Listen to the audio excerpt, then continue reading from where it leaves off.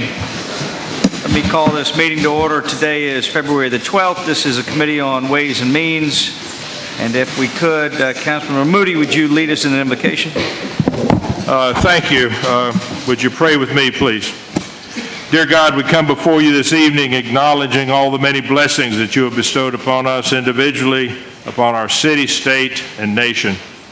We are also mindful of and ask that you comfort and strengthen those that are homeless, suffering loss, illness, and just simply broken relationships. Lord, our city is confronted by so many problems, and as we look at these problems through our eyes, we only see giants and barriers, obstacles that are just insurmountable and unsolvable. It is only when we look at these same problems through your eyes that we find solutions. We need to be reminded that in you all things are possible. So Lord, we ask that all things that we think, say, or do are pleasing in your sight. Amen. Amen. Thank you, sir. Next item on the agenda is approval of the minutes for January 8th and 22nd. And on y'all's desk is January the 22nd. The only change was the date. It had an error. It was 18. It's actually 19, but that's the only change. Is there a motion? All right.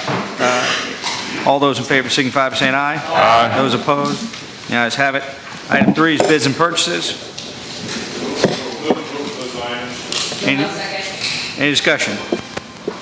All those in favor signify by saying aye. Aye. Those opposed? The ayes have it. Item 4 is Police Department approval extension agreement between CPD and Charleston Housing Authority. Any discussion? Okay, you got enough? Yeah. All those in favor signify by saying aye. Aye. Those opposed? The ayes have it.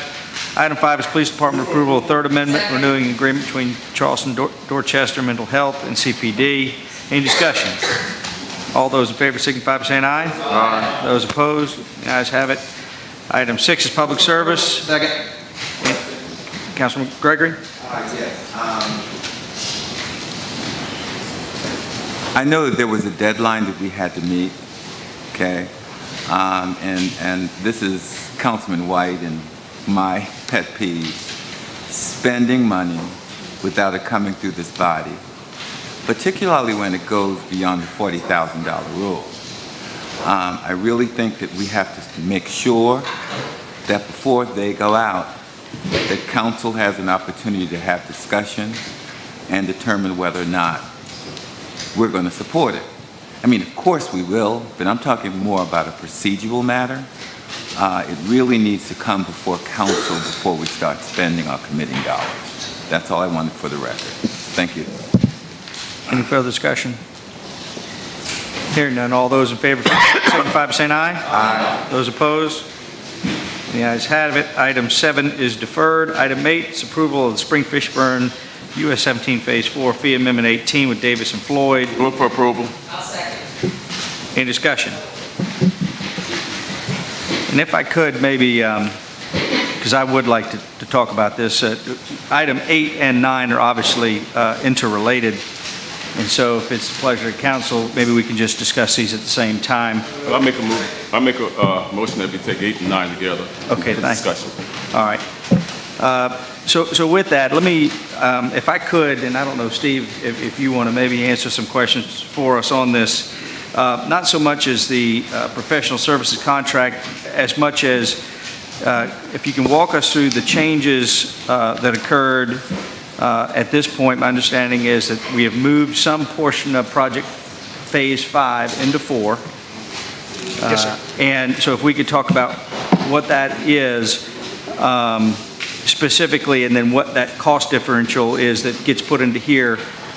And then lastly, and these are sort of all interrelated, is I'd like for us to talk a little bit about the $30 million gap that still exists in phase 5 to the degree that there, and this may be a question more for the mayor, if we've got an identified funding stream or have some indication of what we're going to do there. Absolutely, absolutely. Yeah, be happy to answer these questions. So some of the items, and I might need help jogging my memory because well, I got some notes here. So some of the items that were moved from phase 5 into phase 4 were the bar screens for the trash removal. And also the sedimentation basin that will When the system is dewatered, it'll remove the sediment and pollutants to keep them from going into the river. So those were some of the items that were moved from Phase 5 into Phase 4. And if I remember correctly, that was about $500,000. And I'm going to just kind of, if I could, I'll ask some follow-ups as we go. And I'm not an expert in stormwater engineering, so you'll have to, when you say dewatering, you're talking specifically about the pump station actually drawing water out, not the gravity fall component of the stormwater, but the actual pump station itself when active with the pumps running. Okay, good question, good question. So at the end of Phase 4, and let me step back just a little bit here. So the idea was, in moving the things from Phase 5 into Phase 4, was we would have a fully functioning gravity system at the end of Phase 4. Okay. That was the goal of moving the items from Phase 5 into Phase 4. So the environmental improvements, or the pollutant removal, gross solids, and then sediment and pollutants.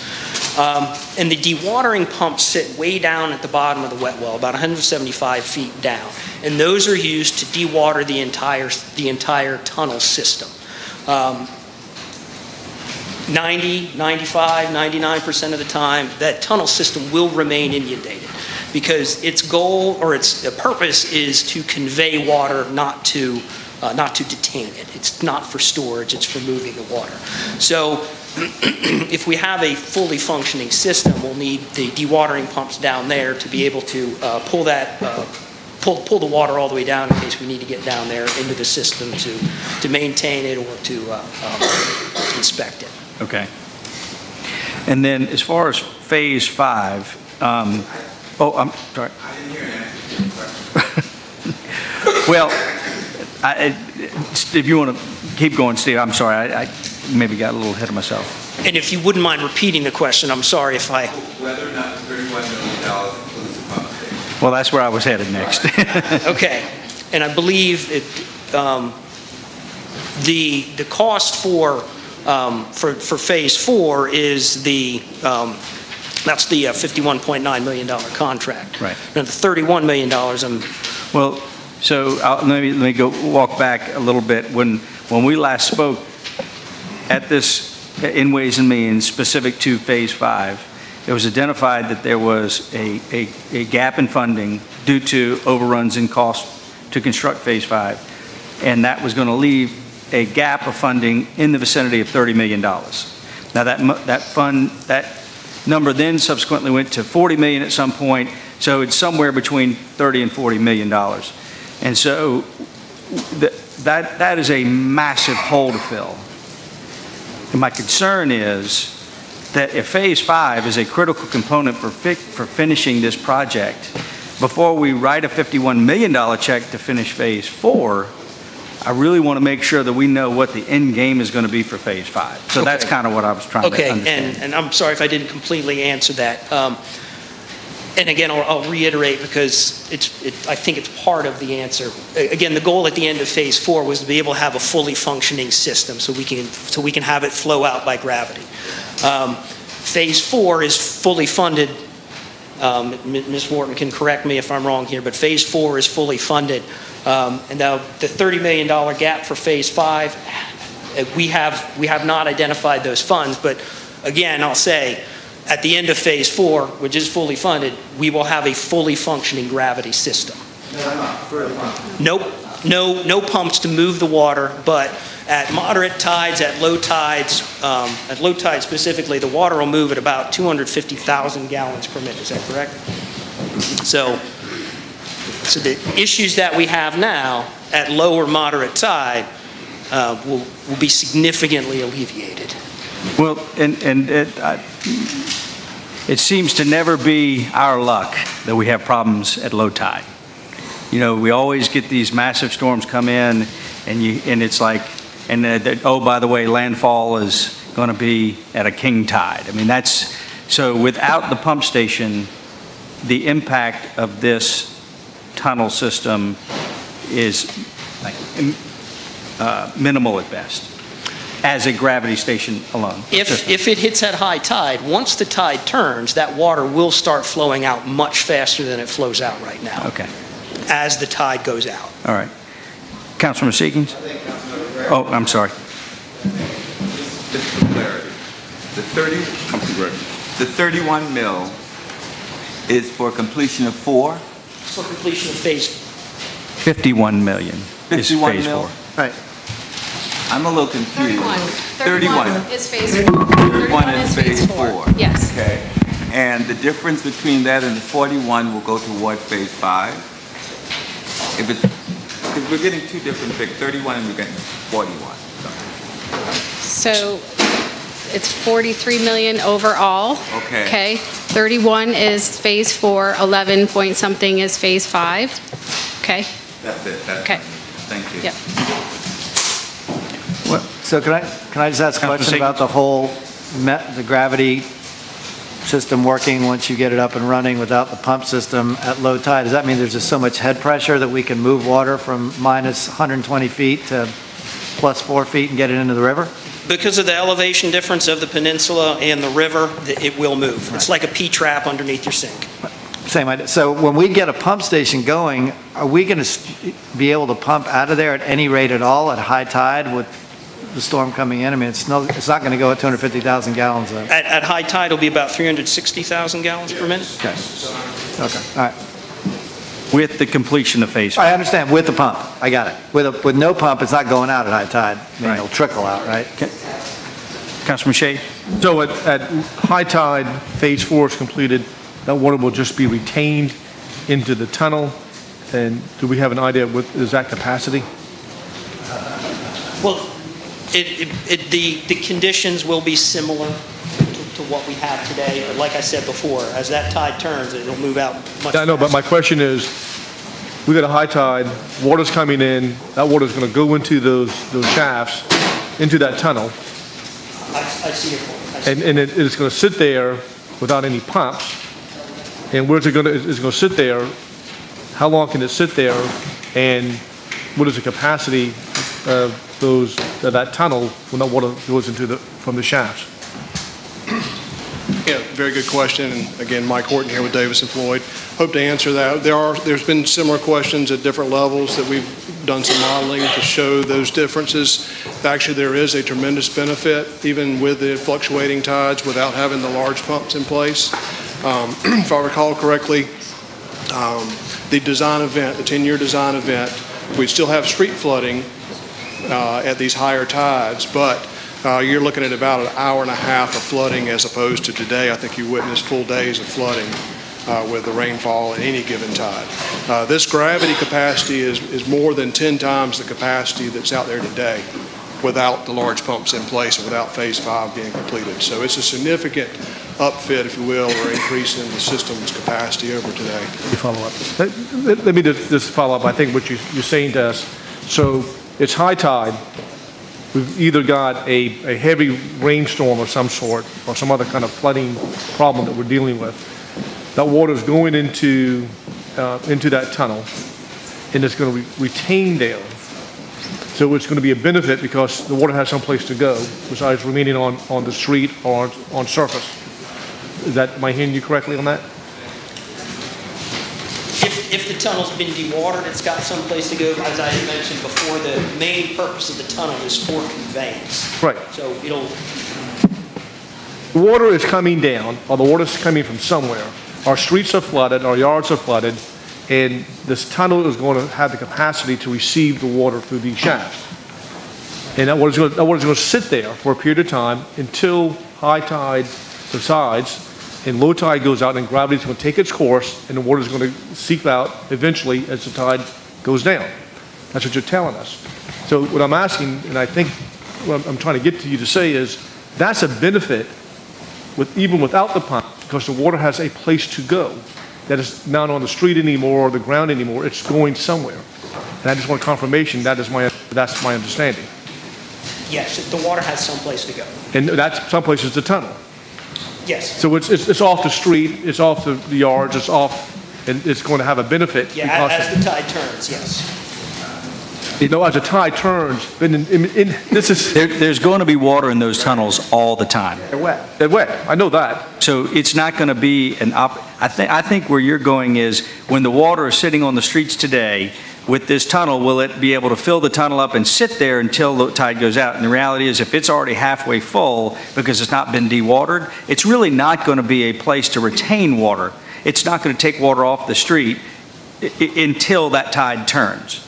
Am I correct? It's going to take some water off the street, I presume. It's going to take some water off the street. Some, but not. There is a benefit regardless of the pumps are there or not. That's what I'm trying to find out. Yes. Okay. Yes, sir. Councilman Griffin? I've got 3 questions. Number one, just to kind of go off what you're saying, by us funding this today, we will have a functioning system. That is correct. At the end of phase 4. It won't be the best system because we won't have a pump station, but it will be functional. We will have a fully functioning gravity Without system. us funding this today, we still without cannot. funding that. That's the second part of it. If we don't fund this today, we still do not have a fully finished phase 4. That is correct. Okay, second question. Mr. Mayor, you met with the governor, and he really, I saw an interview where he said it's got to get done. Did he offer any insight into what he thought of the project, or whether the SIB would be willing to give us any more money or anything like that? The state, could they offer any more money or any help on this project? Do you know? Was that brought up at all? Well, he did, and I was going to share with you that I didn't tell him until we were down 140 feet below the surface that I wasn't going to let him back out until he agreed to help us. No, I didn't have to do that. So when we got it back out, and one of the reporters had been down in the tunnel with us, asked the governor, he said, "Governor, the mayor was kind of joking about letting you out, you know, unless you agreed to some additional funding." He said, there was no joke about it. The mayor was not kidding. And so he does have some funds through HUD mitigation that the state received recently. We met in person, Mark did, I was on the telephone with the Department of Administration, and they are accepting proposals for mitigation grants. Now, in order to qualify, we are partnering with the Medical University and the hospital district, believe it or not, to extend the President Street tunnel a little further south, as was originally planned 12 years ago, and for whatever reason at that time Medical University wasn't interested. They're interested now. They realize their plight along with the rest of us. So the governor gets it. He supports that. We plan to submit a proposal for some funding from that mitigation, those funds. I believe we'll have it off to the governor's office by the end of next week.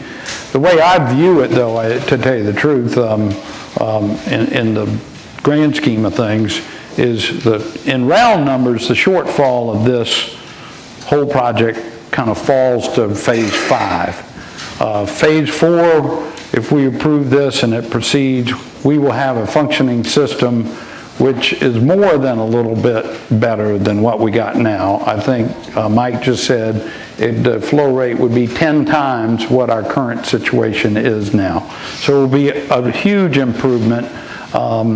Admittedly, to fully function at high tide, we want to pump. So the shortfall basically falls to phase 5. And it will be, I think, 2 years before we would even come back to council with the engineering and the bid for phase 5. In the meantime, between Governor McMaster and the state of South Carolina and our partnership with the Corps of Engineers, we've just got to find state and federal funds to help us, and I really appreciate the leadership of the governor in many respects at this point, not just helping us get 526 completed, but forming a floodwater commission, which he has a real statewide view on dealing with the issue of floodwaters. But his comment coming out of the tunnel was, in fact, the cost of not doing this finishing this project is extraordinary. And so, yes, he's committed to helping us find some money. That's great, and we all got to give him credit for that. Yes, sir. My last question is, what is our shortfall once we approve this tonight, if we do? How much left do we need to raise for Phase 5? Do you know? Well, understand it's based on today's projection. Right, today's projection. I know it's going to move up. Due to the next pre-bid, but today, it could change a little bit. But right now, it would be Around a little over $11 million. how much? $11 million. $11 million. Okay.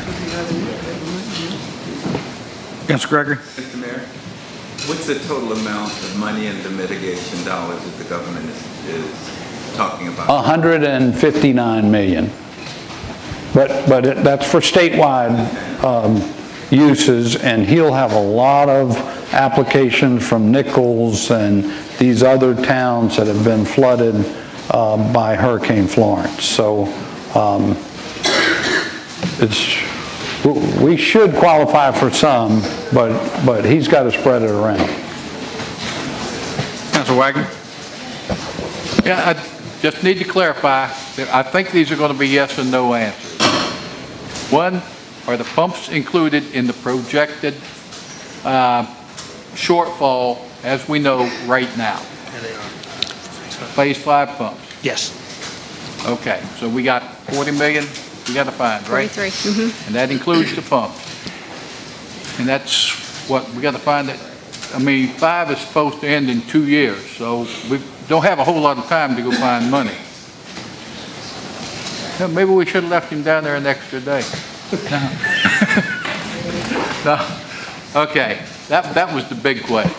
Okay, so we're not going to have to go out and find another 100 million, say 6 months from now. I mean, that's pretty much what I'm looking for. I just needed to clarify that in my little head. Yes, sir. All right, thanks. Yes, sir. So as we don't have a definitive answer for funding of Phase 5 at this point, and it's 2 years away, and we can anticipate an increase of that gap expanding, let's just be very honest with ourselves here. When I reviewed the work to be completed in Phase 4, it appeared that there were certain portions of Phase 4 that were tied directly to the construction of the pump station, just not the pumps themselves. Am I correct in that? That portions of the pump station are being actually constructed in Phase 4, just not those? Not necessarily. I mean, there's conduits being put into the concrete structure. The foundation obviously is inherently provided through this. So there are components that go to facilitate the construction and serve its function. But there's no real work going on that has no value. I guess there's very little work going on that has little value at the current completion state. Right. Other than, for instance, conduits or something that needs to be put in to lessen the cost burden on Phase 5. Right. If you chose to leave those things out, you would have a significant increase in the total project cost. Okay.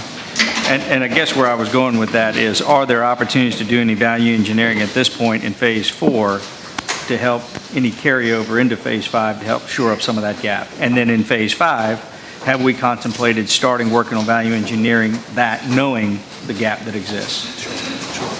Within the current contract, there are value engineering mechanisms in there, and we can work with the contractor to reduce the costs of Phase 4. How much can we reduce it by? We really don't have a figure right now. I think we have to. Can you talk in the mic a little bit more so we can hear clearly over here? Yes, the contractor that's the low bid contractor today has issued a letter where they found somewhere on the order of a couple $100,000 or more of savings that might be offered. There is a contract provision for a cost reduction proposal that can be exercised, but I think from the standpoint of order of magnitude, that's what we're looking at, is something on a several $100,000 cost figure. But that was prior to asking for them to do any additional value engineering. That was just sort of first run, first blush, here's what we see. Yes, I mean, Steve, you're the one to request that. Right. It was a quick look over. It's going to require further vetting But like I said, there is, within the contract, there's the cost proposal mechanism in there to work through that process. Right.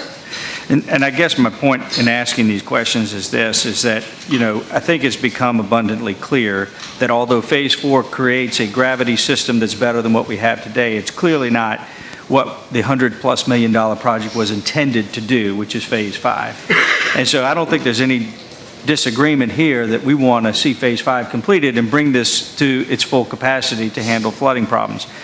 My challenge is I've still yet to hear definitively somebody tell me where we're going to get the money to do Phase 5. And before we sign off on Phase 4, I really feel compelled that we need to find some opportunities for value engineering. Whatever comes out of Phase 4 can then help offset 5 and then value engineer Phase 5. $100,000, I can appreciate that, but that's not even a rounding error on a $100 million project. And so we've got to dig deeper and find better ways and more substantial ways to find some opportunities for cuts. So I don't know if they're further, Councilman Moody?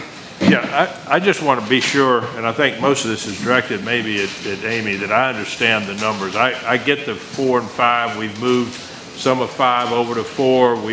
I've understood that there was just a few $1 million worth of enhancements that were added into the thing. What was it, 2 or 4 that were just the enhancements? Yeah, it's about $750,000. How much? $750,000. All right, $1 million and just I thought that number was something like $2 million at our last meeting, but maybe not. Then the other thing was, my understanding was that we were $41 million short, 26 on 4 and 15 on 5. Now, where did $51 million come in other than the contract we're getting ready to sign?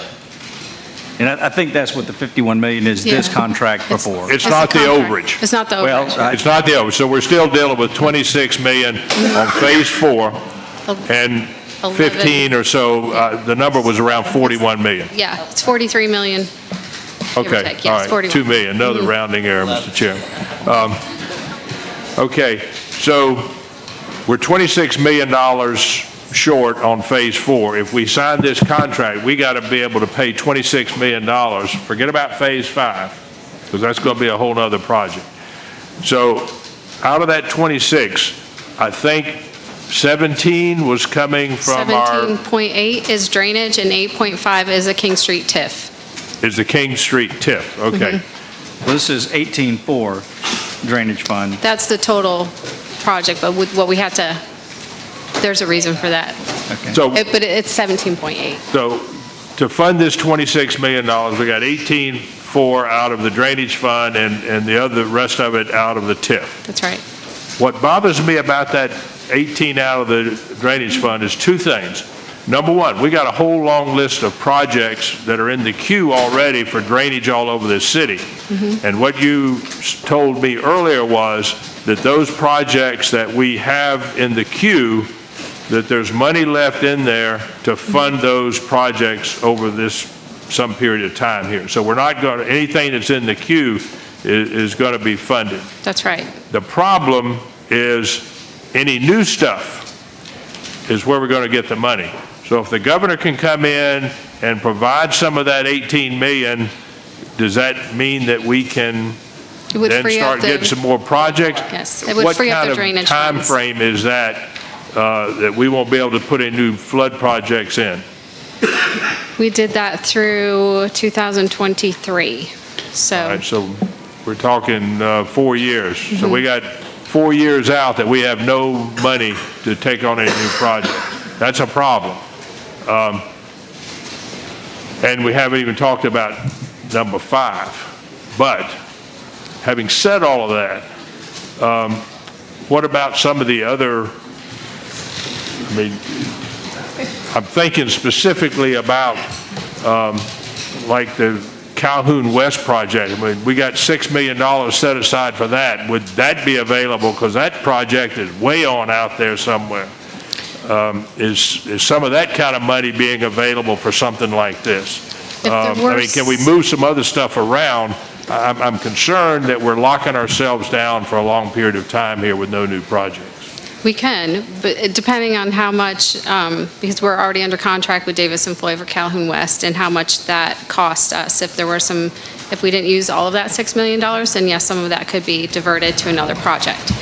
And then, we can look at all the projects and, maybe you don't do one, you do a different one. That's really what we would have to do is sit down and look at it and prioritize.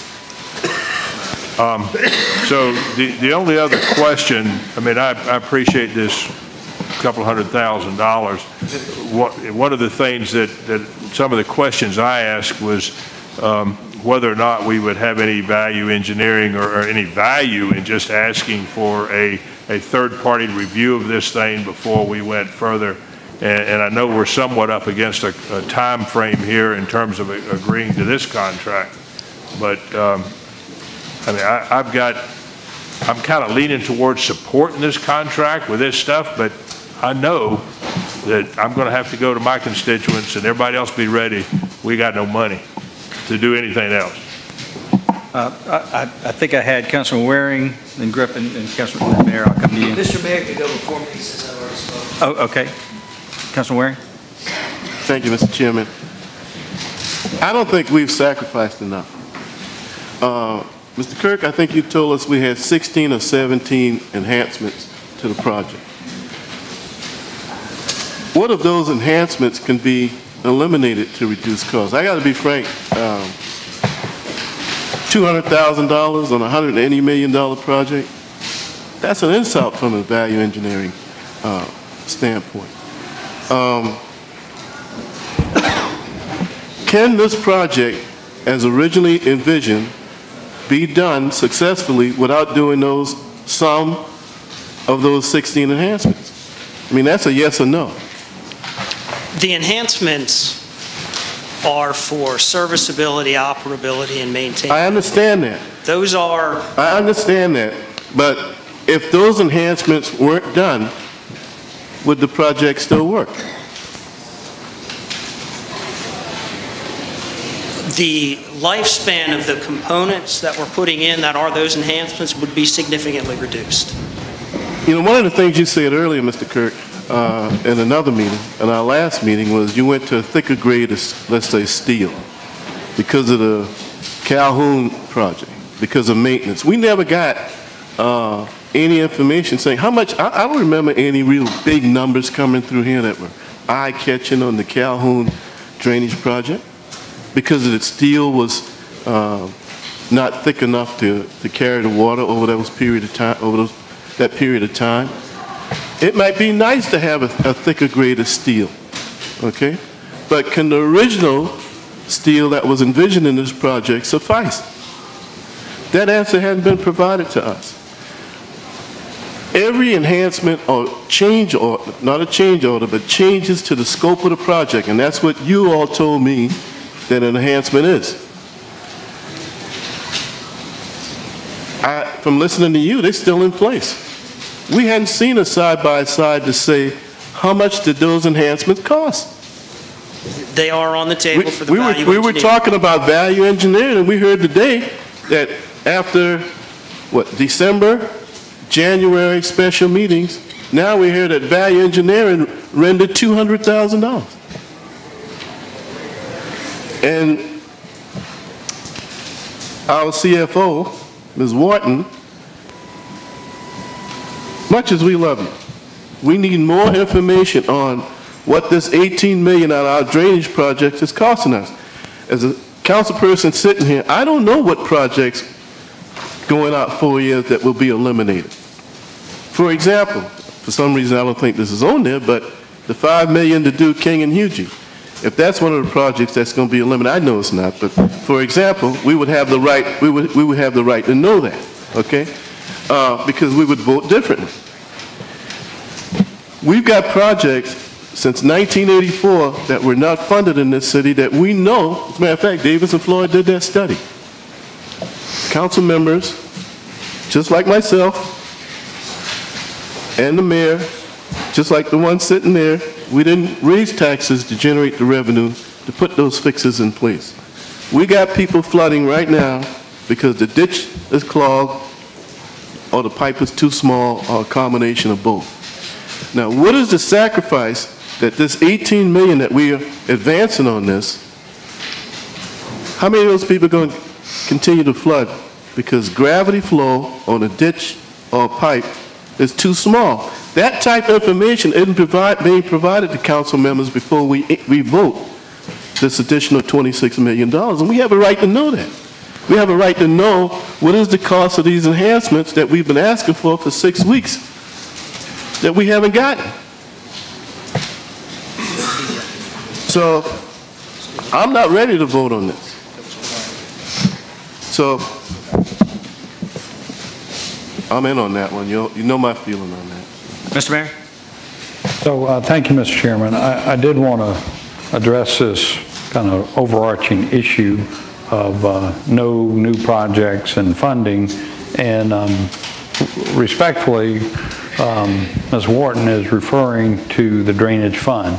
And we must seek other sources. We cannot rely entirely on the drainage fund to build our way out of the situation we're in. And so, as is mentioned in the sea level rise strategies that's being presented to you tonight, and as we've discussed before, be it a TIF district, half-cent sales tax funding, help from the county, there are other projects that will be able to be accomplished, you know, while the drainage fund recovers. Point in case, when the county widens Glen McConnell and they go right over where we want to connect Lake Dotterer to the other drainage basin on the other side, those half-cent sales tax funds ought to help us pay for that project. The TIF districts that we have, we've allocated funds for the UG Street King project. So hospitality funds is really important. I mean, we get a total of about $30 million a year in different hospitality and accommodations funds, and I feel a lot better about our chances this year of the state legislature giving the authority for us to be able to use those funds for drainage projects as well. So we're not going out of business here. We're just going to have to think outside the box and find the other sources of revenue in order to put in the projects that we need. We are, unfortunately, Councilmember Waring, a little under a gun, so to speak, because you can't expect this vendor, Conti Construction, just to hold their pricing forever and ever. They've already been kind enough to extend their guaranteed price, so to speak, to us twice, and we are at the end of that window, and you know, so to delay further would necessitate rebidding the project out with the prospect that prices could escalate even more, and timing of having to go through the procurement process as well. So I know other priorities need to be made on what's left out there. We've been talking about that for a while. Our contract manager, who I believe council committee and the procurement committee has just picked, that was going to be one of their #1 tasks, to take a fresh look at those 1984 recommendations of the master drainage plan. And yeah, we've got to pick the ones, be it Central Park Road or Ashley Plaza Mall at the rear of, and whatever else is out there, and put them in a priority order and find the funding to make the priority projects go forward. But I would just make the case to council and our citizens, we, as the governor said, the cost of not getting this project done is extraordinary.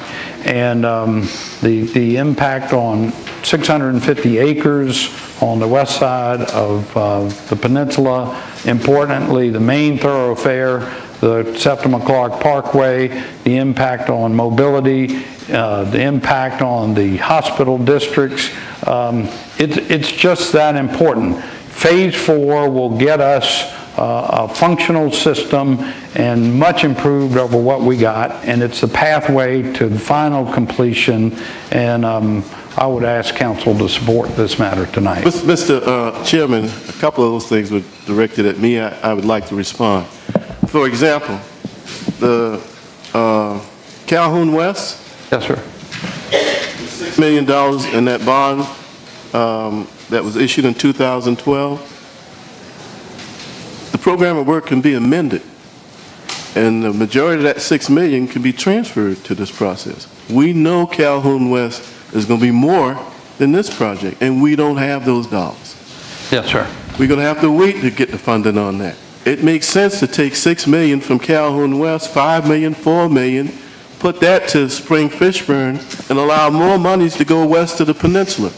We have about $1 million or $1.5 million right now to do a bike path from the low line to Morrison Drive through an area that we know that floods.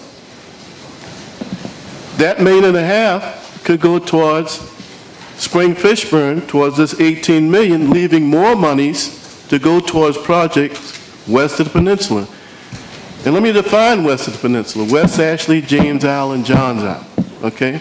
We have not sacrificed enough to do that. And I hear you on the half-cent sales tax, and I wish, just like you, we can get those revenues. But you know they're not committed. Right. We all sat here when I asked for the side-by-side dollar comparison on the enhancements. We hadn't gotten them yet. And nobody's upset about that. We haven't gotten that, okay? We haven't gotten which ones can be valued engineered out and the project still works. We haven't gotten that. I thought that was addressed, but I could be wrong. Well, ask my colleagues. Maybe I didn't get it. And we came back to council 10 days or 2 weeks ago to ask if there was anything out there that y'all have asked about that you haven't gotten. We were willing to meet with you, provide you further information. So I don't think we heard back from anybody on that. But we did hear from Davis and Floyd that they can value engineer $200,000. We heard that just now. We talked about that at our last workshop meeting as well, that Conti had identified some hundreds of thousands of dollars that they felt like they could save. So that's $7 to $7.5 million on two items that I just spoke about that would leave great flexibility instead of taking $18 million out of the drainage fund that can go anywhere across the city. That would reduce that down to a 10, if my math is right, 10 million coming out of the drainage fund, 10.5 million versus 18 million coming out of the drainage fund, for example. I'll just finally say, you're absolutely right. That decision can be made about those funds that are currently applied to other projects, including Calhoun West.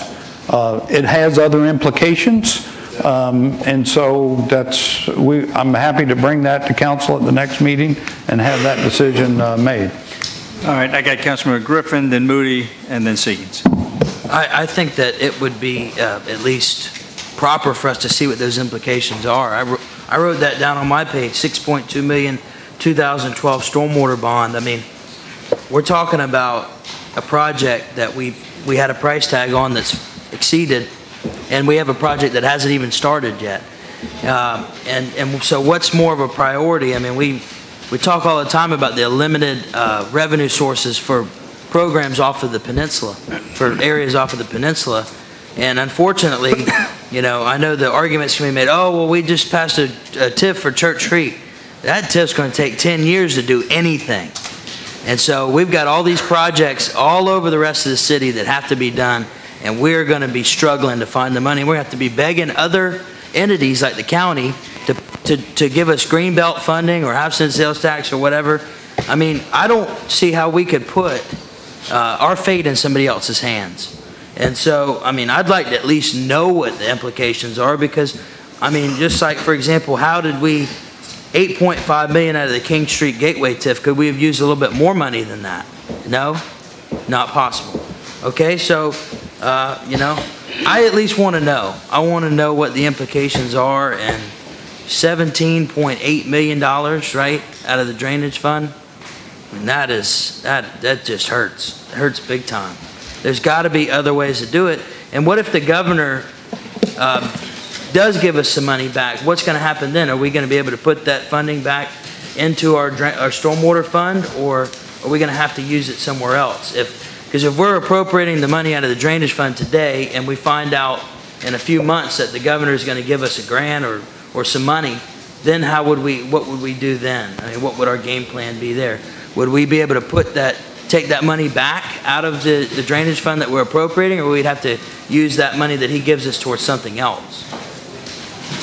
I would argue that it would credit to the drainage fund, and council will have to make a decision at some point in the future, the priorities of other projects versus proceeding with phase 5 of this project. So to me, that's something that we need to know. If we sign off on this money and we're pulling it out of the drainage fund, are we going to have a way to credit it back, or are we not? I think that's a big question, because there's other ways that we can go out and get money, but are we going to be able to get that money back again, or are we going to be stuck until 2023 with no money in the drainage fund, begging other people to give us money?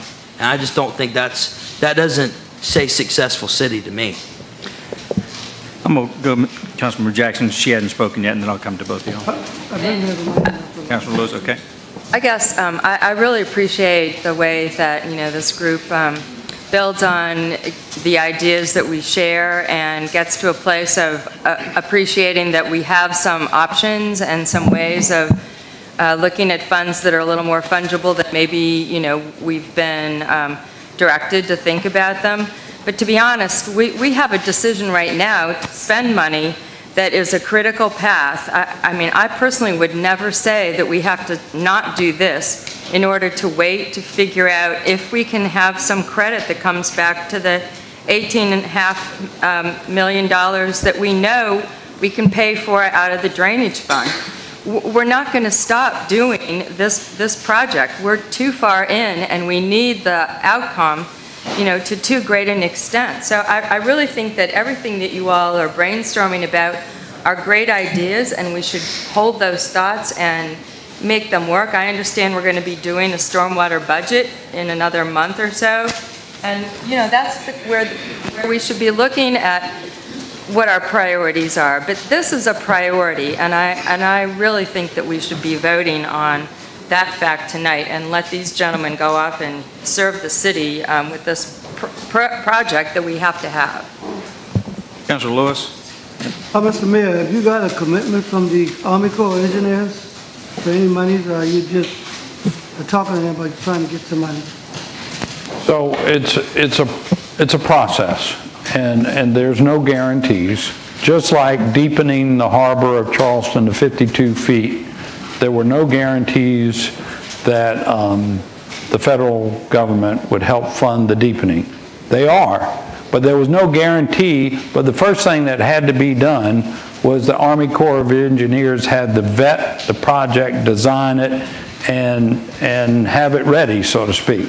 And that's what we are doing in partnership with the Army Corps of Engineers. And admittedly, it applies specifically to the peninsula of Charleston, both protection, being potential seawalls, dikes, but also being able to deal with water. So no guarantees, but we're on the right pathway to being able to be eligible for federal funding. The other thing is, I know we got federal dollars to beautify September Clark Expressway. It's a super highway. Is there any possibility of getting money from the Federal Highway Administration to help with this project? It's a state and federal highway. I know we are putting the majority of the bill, but have we applied to them for any monies? My understanding is those Tiger, now they call it the build grants, are not, the drainage portion of this project is not eligible for that program, is what I've been told. My last comment, I agree with Councilmember Waring. As far as the low line is concerned, I know we can't do nothing with that right now, but If we could move that money and put that money into drainage, and at the will of council, bring it back to council next meeting, that's the money we can move, because we still hadn't even really got nothing started to get Hughes Street done. So we got to have Hughes Street done before you get to low line, because Yes, sir. it's going right through that. So that, I mean, that's something we need to think about also. I agree, and correct me if I'm wrong, but I don't think we had a firm commitment on low-line funding other than a discussion of $150,000 to help move forward the design and planning and all that kind of stuff. Rec bond. What's that? From the rec bond. Wasn't that from the rec bond? Is that what From the rec bond. We didn't dedicate hardwire $1.5 million. Amy, am I missing that? Right, okay. Ms. Wood? Councilman Mitchell? The only thing I want to say, I understand all what my colleagues are saying in here, and I agree with most of what's happening here, but my dilemma is that how much money have we spent so far dealing with the September clock? Approximately. Mike, Amy? Expenses to date. On the Phase 1, 2, and 3. I know it's $100 million. To date, I don't know that. Just approximately. Let me see, probably a little over 100 million, probably. Okay, a little over 100 But I'm saying million. $100 million. And we're talking about the money that we need to do, but we done spent, that money has been spent. All right. And I'm one that don't believe in throwing away money. So if that money have already been spent and we don't do anything at all, and we sit here, then things are going to get worse to me than it was the same way if you did your house and you start your house and never finish it. So this is what I'm saying. I understand everything that everyone is saying here, but to stop right now in the middle of the stream, when you already spent this money and you're going forward, sometime you're going to have to bite the bullet. We got to find some money somewhere else to do the rest of this, what's going on. Because I can't sit here and say, okay, I'm just going to not vote for this, and all the money we spent, we're going to sit down and wait, and then we come back and things have risen higher than it is now, and then we still don't have the money, and we're still waiting, and all this stuff have done already is going to go down the drain, and we're going to have to pay twice as much again to do it again. And then we are dealing with not our money. So this is what we have to think about too. It's not my money. I mean, it's everyone who's sitting in here, taxpayers' money that we are using with some other grants that we received previously. So that's my dilemma, but I understand fully what everyone is saying here so far as using this money and finding other means of finding other monies to do this. So if we go ahead and approve this, then we still can go look and still find some money to get phase 5 or get other things done and put money back where it needs to go to, but we need to come on and start, just let this go on, because we can't keep here and keep pondering and talking all day long, and it's not going to do any good. You know, so could we just beat up each other, talking and saying this is going to happen, that's going to happen, but where are we moving? We are not moving, we're being stagnated. Councilman Seekins? Thank you. So I think this is an important conversation, a very important period of time for the issue of drainage throughout the city. Doesn't matter what side of the river you're on, and the implications of what we're going to vote on today, I think everyone needs to realize, and that is this. This is a project that's clearly over budget. We did expect it. We're trying to figure out ways to pay for it. We don't have a way to get through phase 5. We're looking to the future of that. And one of the things that's been talked about around this table is, let's go grab money from other projects, put it to this one. The more we take from those other projects and put to this one, the further out those projects go. Now, without a list of priorities that we can all get around and get behind, we've got a huge problem. The mayor used the analogy of the harbor deepening. We spent a bunch of money up front on the harbor deepening to do what? To design it. So when we went to the federal government and asked them to go fund a massive project, we showed them what we were doing. There is no way we could do what the mayor's just asked and go to other funding sources, I don't care where it is, at the county, the state, the feds, the private sector, and ask them to fund projects that we haven't, 1, prioritized, and 2, aren't ready to go with, don't have a design. And so if you take money from every other project that's out there right now and go fund this, just be aware that we are not going to be able to get funding from anywhere else if we can't show them what we're going to do and in what order. And that's our challenge. And now's the time to do it. Now's the time. This clearly has to go. We got to get it going. We can't put a big tunnel underneath the major artery going across our city, the Septima Clark Parkway, and shut it down. But everyone's got to realize that right now, we can't also shut down our ability to seek other funding sources at the same time. So I would caution my fellow council members, as we think about funding this project, especially Phase 5, which is the pump station, to get that great flow out into the river and clear the Septima Clark and make the city easily navigable on land, not on water, we can't take money away from all other projects. Doesn't matter what side. Church Creek, clearing ditches in West Ashley, Calhoun West. We have to have a plan, we have to have a priority, and we have to have a design in order to get other people to play with us. We're going to trade on the importance of these projects only if we can prioritize and identify and have them planned. So we got to do this.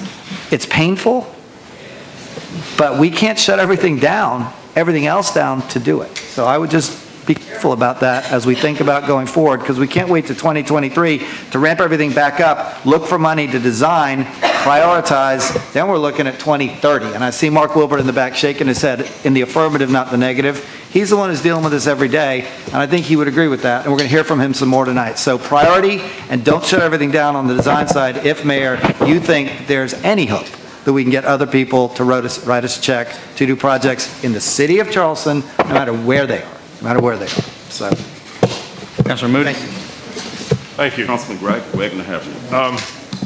I really wanted to say what everybody said about the S4, and I think we need to separate these things out. And I guess my question is, when we, in the last sentence here, the funding sources are the State Infrastructure Bank, the King Street TIF, and the Drainage Fund.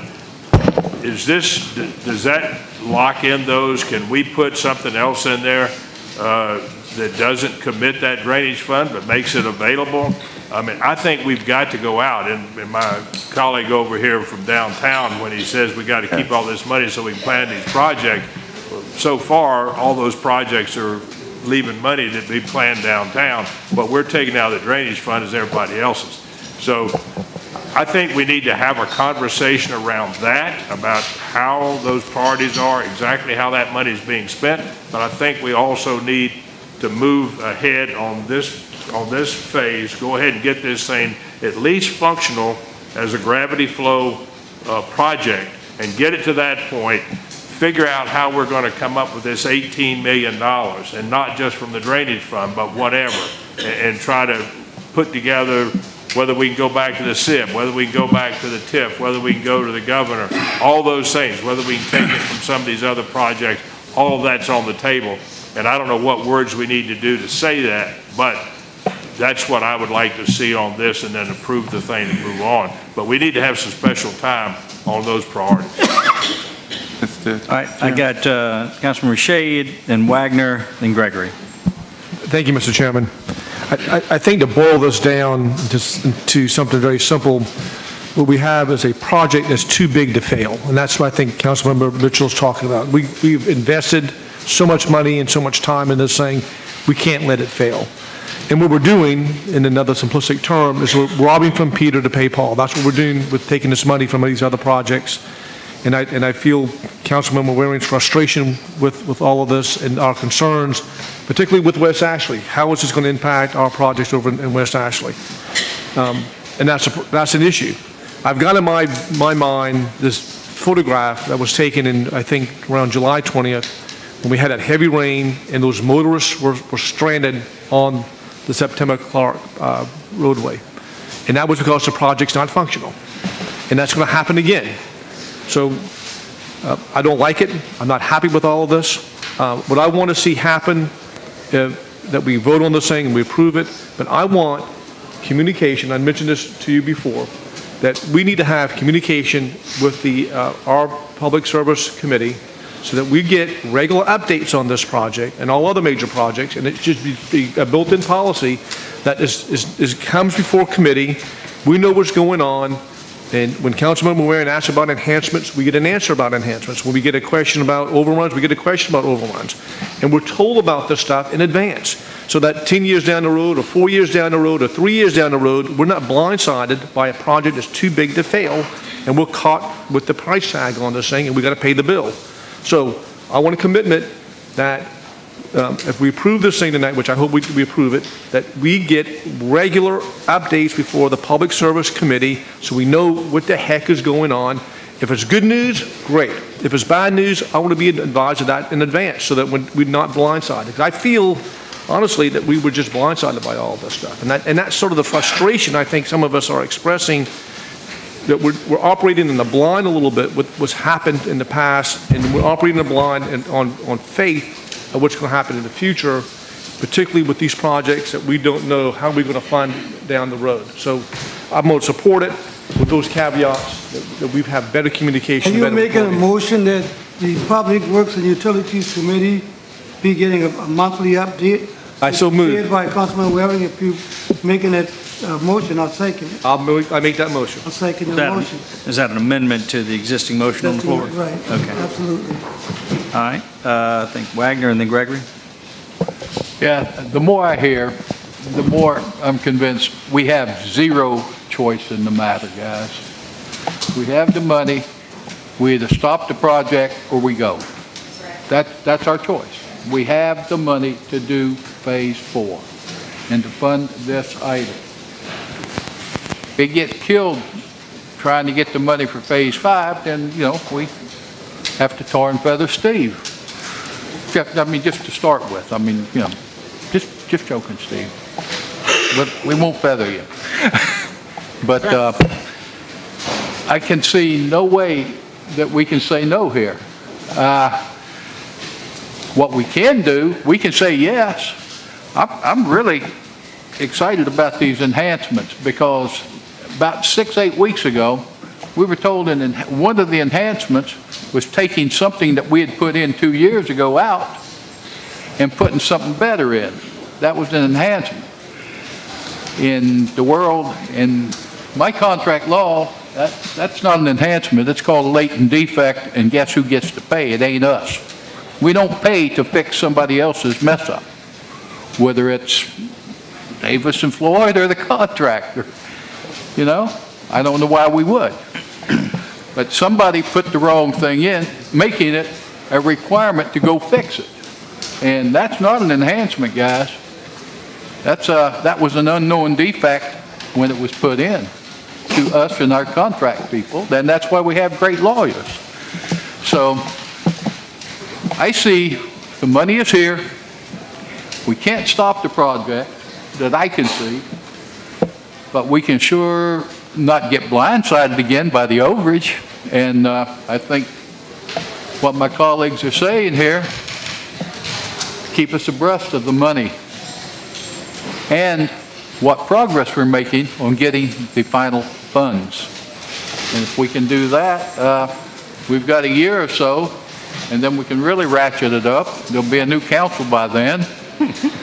So, you know, maybe, who knows what's going to happen next. I sure don't, but I don't see, I see this as a no choice. So that's the way I've got to vote it. Councilor Gregory? Yeah, Mr. Chairman. I agree with the governor in that if we don't do something, the cost will increase. But that works both ways. In 1984, if we'd done it, $100-something million would have taken care of everything. But the people who are grunting the cost are the people who live in these neighborhoods that have been flooding for 30, 40, 50 years. If we spend all the stormwater money, okay, and I haven't seen the stormwater budget yet, without addressing some of the issues on James Island, okay? I mean, I'm a little rear because I have downtown as well as James Island. But you count the dollars that we've put into drainage on the island in comparison to other parts of the city, it's almost null and void. We cannot ignore the Central Park Wamba issue. And if what we're saying is that there won't be any dollars left to try to at least start design on that project, then we're doing a disservice to James Island. We really are. Because all the money has come on the peninsula. West Ashley's gotten pumps. Most other areas in this city, we have invested dollars in drainage to the cost of the residents on James Island. So, yes, I totally agree that we're going to have to complete this project. But I still ask, at what cost? Mr. Mayor, we've got to do something in council for the people on the island. We really do. We haven't invested over there at all. So I just think it's time for us to bite the bullet, put our big britches on, okay, and take care of this issue, but not at the expense of people who've been flooding for 40 and 50 years, Mr. Mayor. We cannot continue to do that. I don't know what's left in the stormwater budget. We're talking about developing a budget for this year. Is there anything left to allocate to anything else? We approved a stormwater budget, Council, before the end of the year. That included our department, our maintenance. Importantly, we hired 2 new project managers. They started work today. That was all a part of our regular operating stormwater budget. Right. What I hear us discussing this evening is the priorities for our future, if you will, capital project stormwater budget. That's what I'm talking about. And that's all I'm talking about. That, yes, the drainage budget. Yes, that's all I'm talking about. And I know my council members on the island agrees with me. Yes. We've got to find some dollars for the island. We cannot continue to ignore the island, and as a result, property values start going down. Well, that's the cost. Somebody else have a question? I call for the question. Going to very quickly say, I don't view it as an either-or situation. It's got to be both and. Yeah. Call for the question. I'll be brief. I don't think I heard anybody say we're not going to do the project. I certainly didn't say that. My question was, we read in the drainage fund, and there's additional sacrifices to be made that would not let the areas west of the peninsula that's been waiting since 1984 go unfunded. That's my point. We've got money parked that could be utilized in this. So as long as, should we vote for this, that we still have the flexibility to come forward with a different funding source, shifting monies around, I'm fine with that because I know some ideas that we could do. So could we just make an amendment that we find alternative funding sources? As long as we have that flexibility, we do it. Let me make maybe a quick comment if I can. So I think the biggest challenge that I have as I read this and looked at this, and we've now debated this going over several months, is that as we've identified, we can't stop now. You've got $100 million worth of project that basically is, does nothing at this point. So at the end of the day, we have to do something. I think the challenge becomes is, what is that something? And how do we pay for that something? And although we've just spent the last 25 minutes, I've yet to hear one definitive answer of how we're going to pay for it. And that just begs the question on, okay, if we drain the drainage fund of almost $18 million until 2023, no new projects. And we're getting ready in item 10 to talk about studying on how we're going to come up with new ways to solve flooding. This doesn't make sense, folks. I don't want to be on a soapbox, but there's a reason why I stopped this process tonight, and it's because I'm very concerned where this leads us. I'm concerned that even though we can finish phase 4 and get a gravity system, it doesn't ever do what we want it to do, and I got the sense that nobody really thinks we're ever going to get phase 5 done. Where's the money coming from? We just talked about dumping everything out of the drainage fund. No projects there. Nobody wants to give up any money from other projects. Where's it come from? It's not magic. It's got to make sense. The math has to work. My point is this. If I heard you, Steve, correctly, within the existing contract, there's an opportunity for us to find ways to look potentially to value engineer opportunities out of his, which may include some of the enhancements or other things, but that's within the existing contract that currently stands that we are under, potentially with this group. That's correct. What does that process look like? So once the contract moves forward,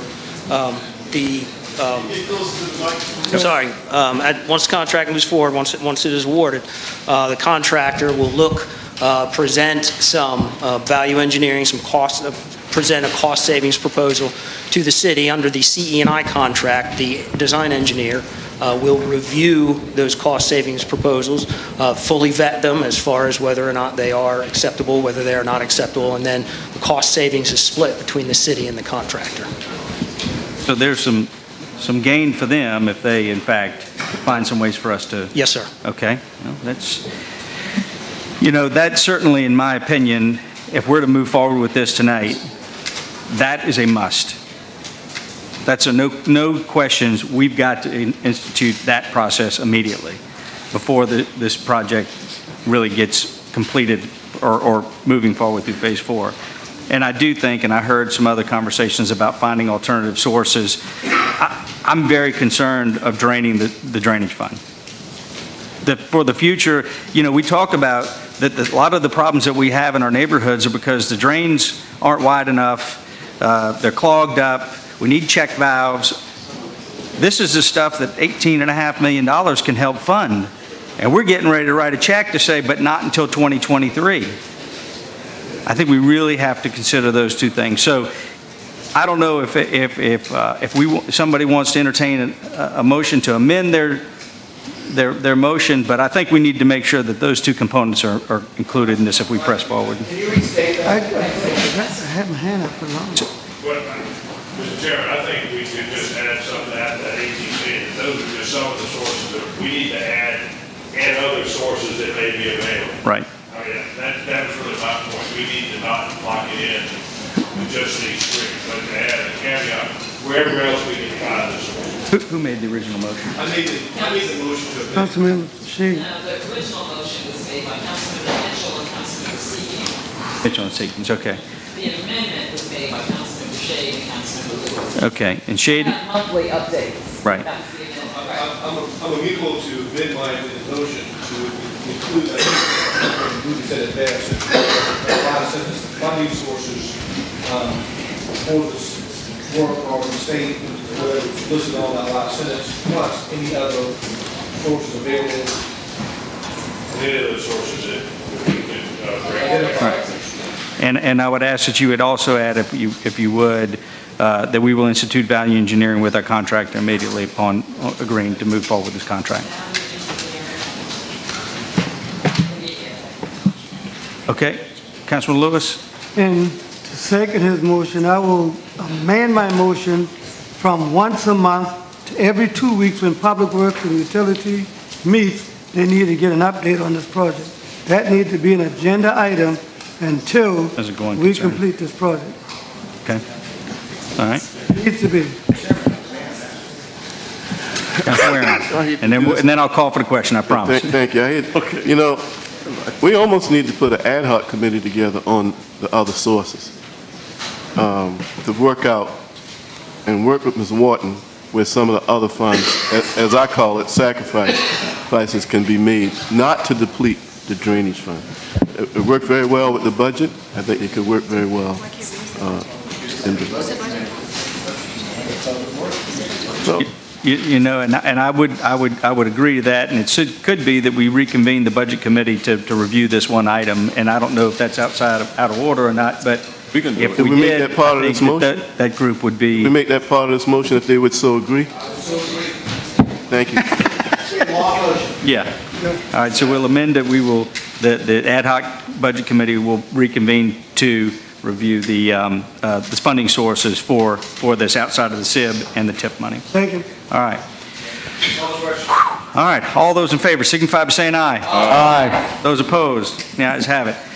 Now, I'm going to back up 1 second, and I just want to, the item 8 was deferred, but we need to also get for Public Works, when they meet, an answer on... 7 was deferred. Or excuse me, I'm sorry, 7 was deferred, because that's a $500,000 bill hanging out there that was not authorized to be paid.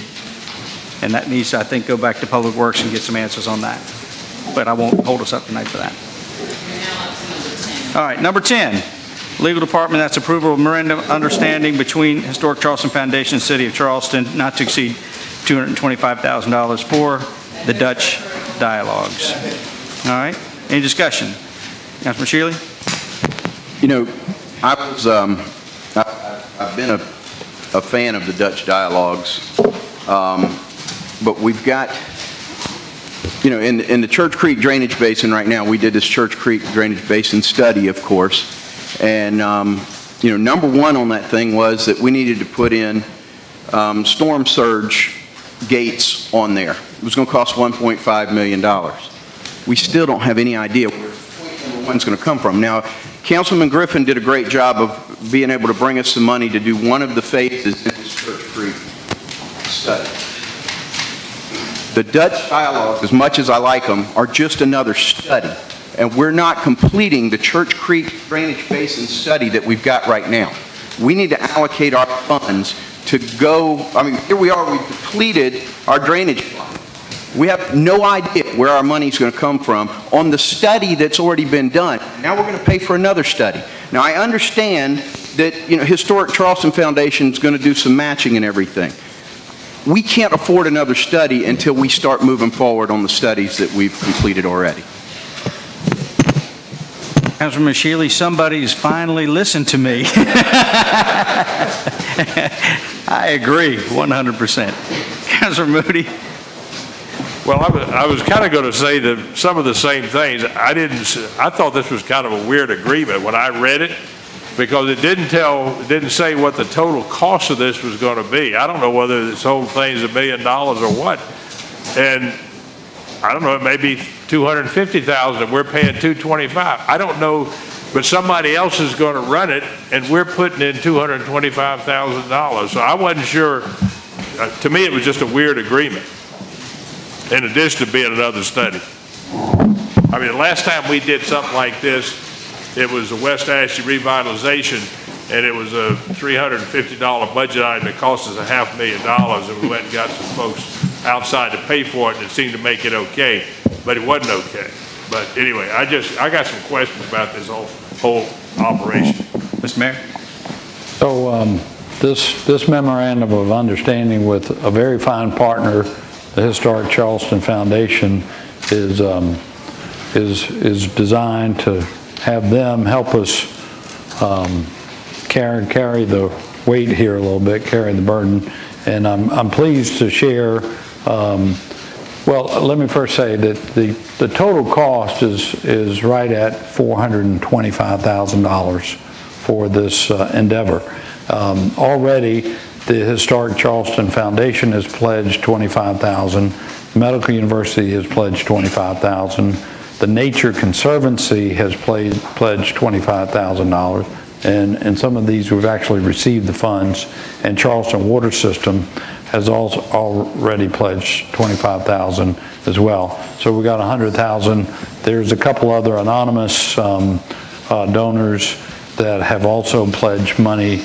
The total would exceed the $425,000. You know, if we were to spend our full $225,000 commitment, it's my belief with those other pledges that are anonymous that in fact we will end up spending less than the total $225,000. Let me just say this about this whole process and the Dutch dialogue.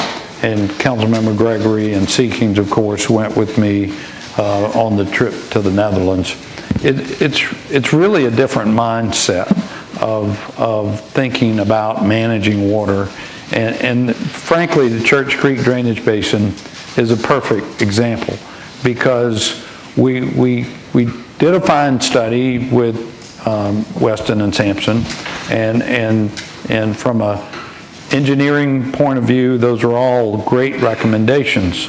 But this is our opportunity to take, I admit, another look, but a good look, an important look at maybe a different way of thinking about how to manage water there. And for good example, and a couple of landowners have come forward proposing use of property for serious, sizable retention areas within the drainage basin. And so there's a very real possibility, if you think about this drainage basin a little differently, that instead of paying for a $27 million pump system, that if we do it in a more natural way and use some, it would require some real estate to hold and manage water, that we could save considerably on what Mr. Horner had suggested to us in that study.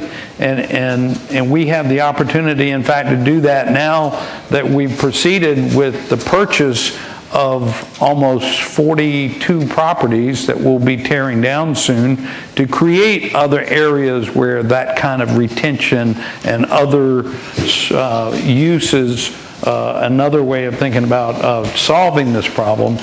I feel it will be very beneficial. I know it's another, quote, study or process, but it really has a different point of view and a different mindset that I think will be very beneficial to us long term, not only in Church Creek Basin, but that kind of thinking really can work. Maybe it applies to Wamba or some other, or Johns Island, or some other, as I call them, ecosystem, water ecosystem in the city, where we can learn a little better, a little smarter way of dealing with this challenge upon us. Councilor Lewis. Madam Clerk, aren't we in violation of our rules of council? This meeting has run over. So we should have started city council at 5 p.m. 6 o'clock. Yeah. True, it is in our rules of council that the meeting should start at 5, but we often run over the 5 o'clock start time. But yes, when we run over, somebody have to make a motion to run over. Either we need to adjourn, go into city council, then come back and finish the Ways and Means. That's correct. Matter of procedure. That is correct. We need to adjourn this part, go into city council, and then finish this agenda where we finish with the Ways and Means, because we violating our own rules right now. That is correct. I move that we adjourn committee of Ways and Means and go into city council. I second that motion. We can certainly do that. I'm not sure that it speeds up the process. Oh, good. We're going to have to talk about real estate and Ways and Means. Because we still got to come back to real estate anyway. And this is going to be prolonged. We can come back to it. We have people waiting to hear matters that's going before city council. Sorry, go ahead, Madam Clerk. Okay. All right, all those in favor signify by saying aye. Aye. Chairman? Oh, sorry. Is there any discussion for the motion? Okay, any discussion? Sorry. Could I just make the case? I'd like to think we're pretty close to, this is the last item on the agenda, and I think the real estate report will be very brief. So, I mean, I appreciate it. Maybe I would just suggest we finish up. Agreed. But you got a motion on the Whatever floor. the will of council would be. We've got a motion that's been seconded. We can vote it up or down to adjourn, or we can keep on pressing on and probably get through this in 5 minutes. All right. All those in favor of adjourning, say aye. Aye. Those opposed? No. Okay, we'll keep pressing on. We need to amend the rules of council if we're going to continue to do this, because we're going against our rules. Thank you. That's all I got to say. We need to make a motion to extend our meeting. Okay.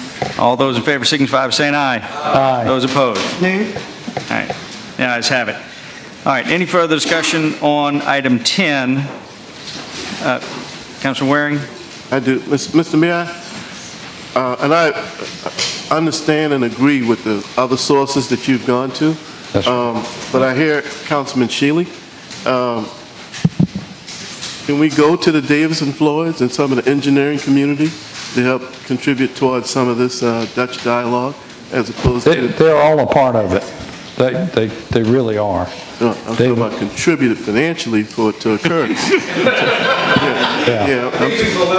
In other words, I think there are other sources that would give beyond the city of Charleston to see that this happens. And the memorandum calls for the Historic Charleston Foundation to continue to raise money.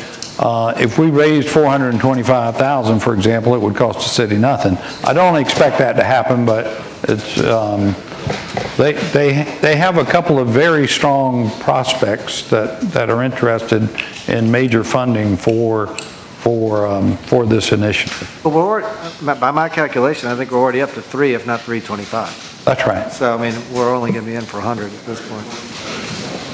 Well, we make the motion for 100,000. Come back for the rest. Let's move on. The point that I was told early on in this project that we as a city were only going to put $50,000 in it.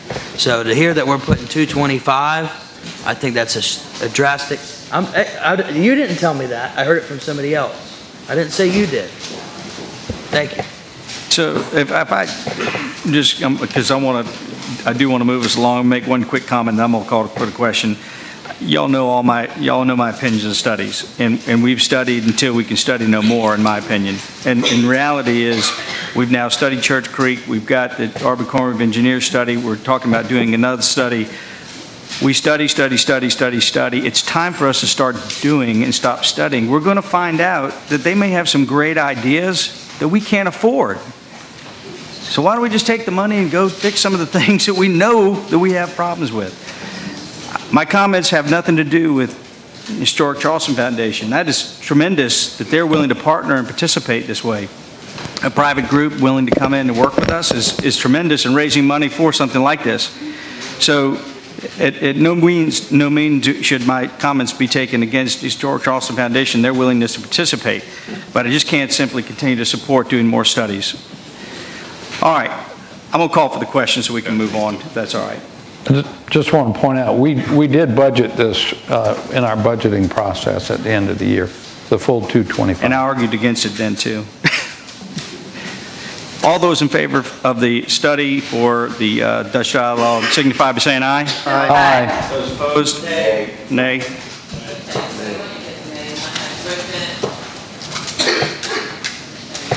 Yep.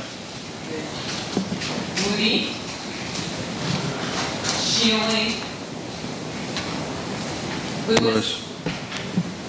Anyone else? Waring. Is that, all right, Councilmember Wagner, is that you are or not? That's a no. That was. What is that? Are you voting in? Against. Against, okay. Okay. And, Councilman Waring. Because it doesn't matter. All right, what's the count? okay, 1, 2, 3, 4, 5, 6, 7. So, motion. All right, so Second. A second. Is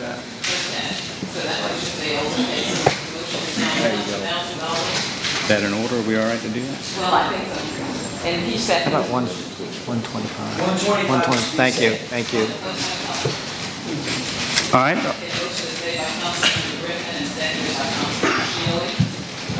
All those in favor signify by saying aye. Aye. Those opposed? Nay. Aye. Nay. And Two.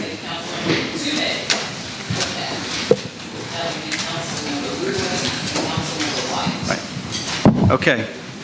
Last item on the agenda is Committee on Real Estate. Councilman Moody, or Chairman Moody, excuse me. Thank you, Mr. Chairman. We have met this afternoon. We had several items. I'll go through them real quick. The first item was the authorization for the underground wiring at the new fire station on the Highway 17 and the memorial over there. That was approved. For information, the Longborough Exchange Agreement, if you remember, we had an issue several years ago about that, the HOA. There is agreement, a tentative agreement that's going back to the HOA at Longborough. And just real quick, there's a 6/10 of an acre that's going to be a passive park there.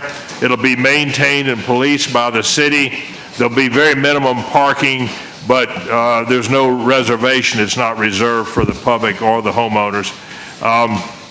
There will be 6 days used by the HOA. They will give us the 6 days that'll be just for them, and we will both agree to that. There's going to be constructed, there's a pier there now, I believe, but it's going to be torn down. There will be a pier, and there'll be 2 docks off of the end of that pier. One of those docks will be private, and the other will be public. The city will basically pay for that construction, but the private part will be locked and be used for the homeowners. There will be some marsh around that property that's being donated by the beach company to the city, so that will be part of ours. There will be some naming rights on the park. I know that Councilmember Gregory has recommended a name. We'll pass that along, but we both have to approve the naming of that. And this is the framework of the agreement, that it's going to the HOA's board for their approval. Shortly, it'll come back to us. The final version of that should come back to us at our second meeting in March. So we've kind of come, this thing got whether it's going to be private or public, so I think we've made a good inroad into that. We got an update on the Charleston Technology Center. That's the digital core building going up at 997, I think, Morrison Drive. The one annexation was approved. We did go into executive session to talk about the Middleborough development, to receive legal advice on that. No action was taken. That's my report. Move for approval. Move for approval. Second. Any discussion? Gregory? We're approving allowing the discussions to continue. Yeah. Okay. They will bring back the agreement, but that's kind of the framework of the agreement. Yes. Yeah, we're not approving the agreement, but they haven't approved it. Thank you. And just very quick, I mean, this is all post-litigation, right? So is this something that we're going to have to actually file and get court approval on? I mean, was there any appeal filed by anybody, or there was nothing post-litigation? Excuse me, the city brought its claim against Beach, and we lost. Right. And that was the end of that litigation, and so there's no pending litigation about this. We've just continued to talk over the last couple of years and finally have a resolution. Okay. Thank you. All those in favor signify by saying aye. Aye. Those opposed, the ayes have it, and if there's no more for the committee, we'll stand adjourned.